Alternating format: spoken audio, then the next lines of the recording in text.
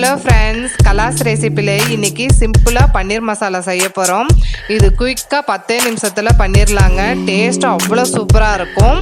வாங்க எப்படி பண்ணுறதுன்னு பார்க்கலாம்.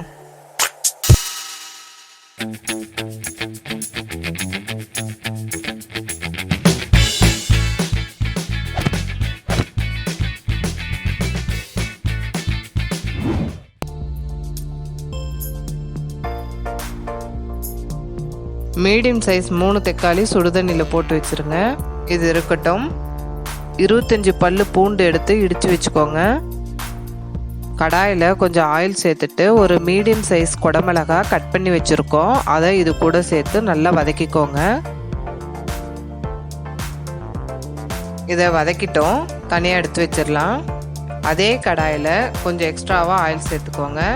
ஆயில் ஹீட் ஆனோடனே 1/2 டீஸ்பூன் ஜீரகம், அது பொரிஞ்ச உடனே இடித்து வச்சுருக்க பூண்டை இது கூட சேர்த்து நல்லா வதக்கிக்கோங்க. நான் இஞ்சி சேர்க்கலைங்க.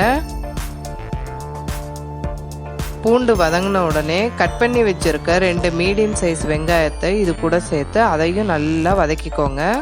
வெங்காயத்தை முடிஞ்ச அளவுக்கு சின்ன சைஸாக கட் பண்ணிங்கன்னா கிரேவி சாப்பிடும்போது நல்லா இருக்குங்க. வெங்காயம் வதங்கிட்டு இருக்கட்டும். சுடுதண்ணியில் போட்டு வச்சுருந்த தக்காளியை தோல் எடுத்துட்டு மிக்சி ஜாரில் சேர்த்துருக்கோம். இதை நல்லா பேஸ்ட்டாக அரைச்சிக்கோங்க. வெங்காயம் நல்லா வதங்கிருச்சு. இப்போ அரைச்சி வச்சுருக்க தக்காளி பேஸ்ட்டை இது கூட சேர்த்துக்கோங்க. மிக்சி ஜாரில் கொஞ்சம் எக்ஸ்ட்ராவாக தண்ணி சேர்த்து அதையும் இது கூட சேர்த்துக்கலாம். இது 5 நிமிஷம் கொதித்து சுண்டி வரட்டும்.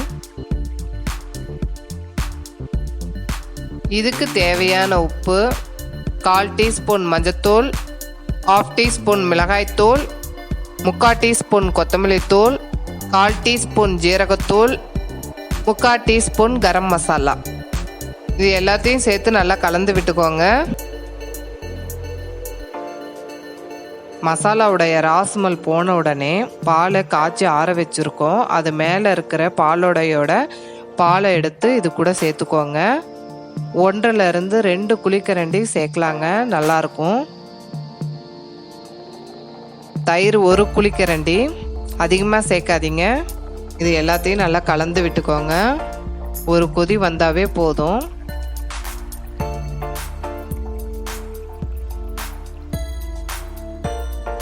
கிரேவி ரெடியான உடனே ஃப்ரை பண்ணி வச்சுருக்க கேப்சிகம், 1 பாக்கெட் பன்னீர் கட் பண்ணி வச்சுருக்கோம், அதை இது கூட சேர்த்துக்கலாம். கொஞ்சம் கசூரி மேத்தி, இது இல்லைன்னா பரவாயில்ல, விட்டுருங்க. இது எல்லாத்தையும் நல்லா கலந்து விட்டுக்கோங்க. எப்பையும் பன்னீர் சேர்த்தோடனே ரொம்ப நேரம் வேக வைக்காதீங்க, ரப்பர் மாதிரி ஆகிடுங்க. நம்ம பால் எல்லாம் சேர்த்ததுனால பன்னீர் எவ்வளோ சாஃப்டாக இருக்கு பாருங்க. அவ்வளோதாங்க, சிம்பிள் பன்னீர் மசாலா ரெடி.